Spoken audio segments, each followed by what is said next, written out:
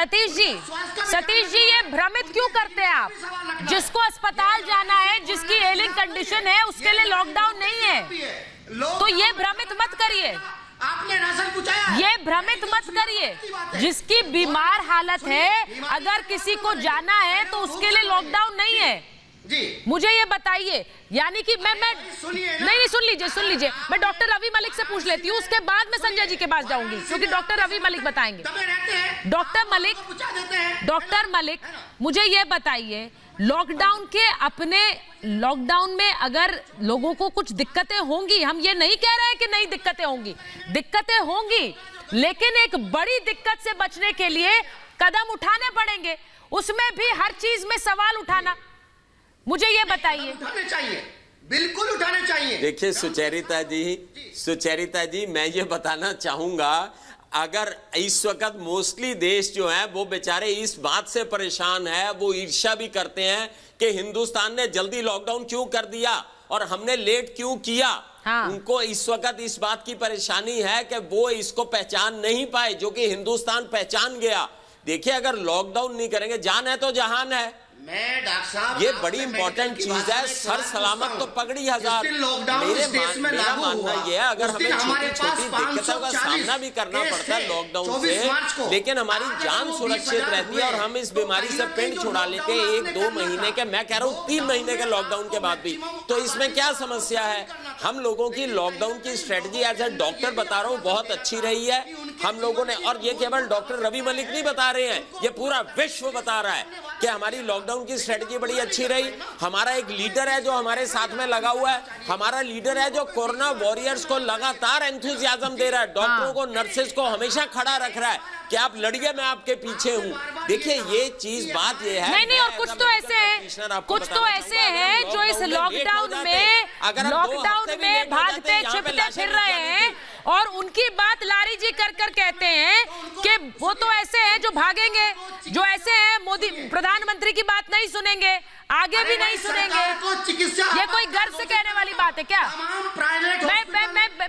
मैं प्रोफेसर आगी को ले रही हूँ, प्रोफेसर आगी, उसका जी, प्रोफेसर रागी को ले रही हूं मैं।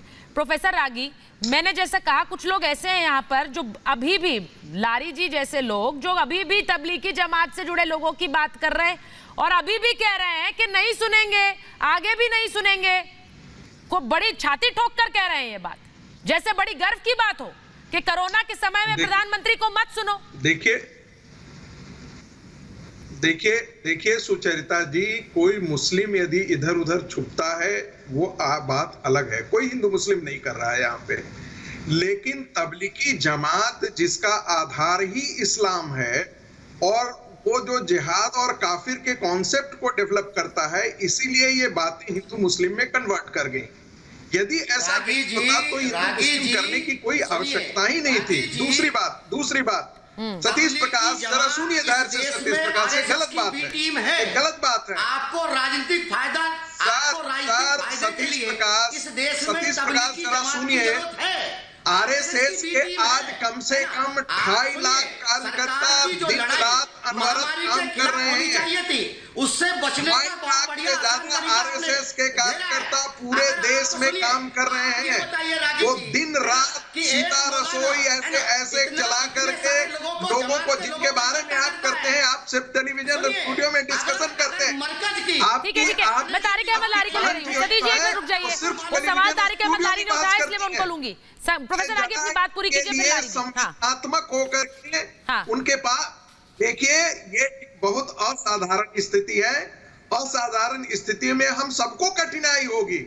थोड़ी बहुत समाज की भी जिम्मेदारी है और राज्य के साथ साथ समाज ने भी जिम्मेदारी ली है। मैं तो कह रहा हूं सभी राजनीतिक पार्टियों को सारे मतभेद भुला करके कोरोना की लड़ाई के खिलाफ एक साथ खड़ा होना चाहिए।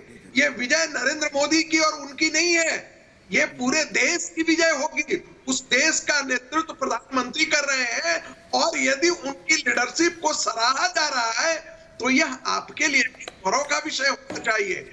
आप राजनीति बाद में कर लीजिएगा, लेकिन यदि दुनिया हमारे प्रधानमंत्री की प्रशंसा कर रहा है तो क्या कारण है? क्या हम इतने घृणा से पीड़ित हैं कि हम अपने प्रधानमंत्री के नेतृत्व को यदि दुनिया प्रशंसा कर रही है तो हम उस प्रशंसा पे शरीक न होकर के हम प्रधानमंत्री के गलत शब्दों का प्रयोग करें। गलत बयानी वाला काम। मेरा कोई गलत बयान नहीं है। मेरी बात को कहा नहीं बोलना चाहिए, झूठ मत बोलिए।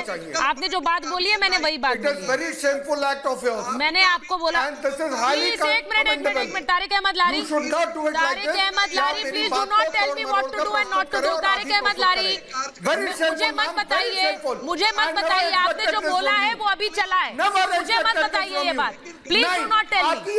आपने जो बोला वो ऑन एयर गया है, मुझे मत बताइए ये बात। आपने क्या बोला है, आपने क्या बोला है? मैंने कुछ प्रस्तुत नहीं किया सर, आपने जो बोला वो आप ही ने बोला। डॉक्टर साहब आप ही ने बोला, क्यों नहीं सुन रहे हैं लोग? कहने जा रहा हूं, कौन सुन रहा है? आगे भी नहीं सुनेंगे। कर दी आज सुनिए, आप डॉक्टर संबित पात्रा के भाई बनिए और बाकायदा बीजेपी ज्वाइन कर वहां पे काम करिए और ये डॉक्टर का आला लटकाना छोड़ दीजिए।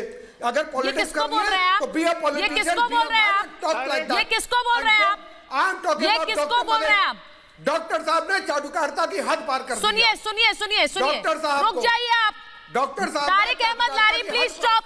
तारिक अहमद लारी, तारिक अहमद लारी, मुझे ये बदसलूकी नहीं चाहिए अपने शो पर। ये बदसलूकी नहीं चाहिए मुझे अपने शो पर। क्या बोल रहे हैं लारी साहब? क्या बोल रहे हैं? किसको बोल रहे हैं? सम्मान नहीं कर सकते तो चुप रहिए। ये कुछ ना कुछ मिल जाएगा। अगर आपको सम्मान नहीं कर सकते बड़े तो चुप रहिए। शर्म की बात है लारी साहब, बड़े शर्म की बात है, बड़े शर्म की बात है। ओ हो, ये तो बड़े शर्म की बात है, बड़ी अफसोसनाक बात है ये। मतलब इस तरह से आप कोरोना वॉरियर्स के लिए इस तरह से आप शब्द यूज कर रहे हैं। हॉरिबल है ये, this is shameful. Tariq Ahmad Lari, Tariq Ahmad Lari, this is shameful. आपने थोड़ी देर पहले कहा कि मेरे शब्द ये नहीं थे, अब मुझे बताइए ये शब्द आपके हैं कि नहीं है? तारिक अहमद लारी, यू शुड बी अशेम्ड। आपको शर्म आनी चाहिए। You should be ashamed. आपको शर्म आनी चाहिए तारिक अहमद लारी, आपको शर्म आनी चाहिए। एक डॉक्टर के लिए जो शब्द आप, एक डॉक्टर के लिए जो आप कह रहे हैं, आपको शर्म आनी चाहिए तारिक अहमद लारी। बहुत शर्मिंदगी वाली आज आपने बात कही है, बहुत ही शर्मिंदगी वाली बात कही है। बात नहीं होती है डॉक्टर।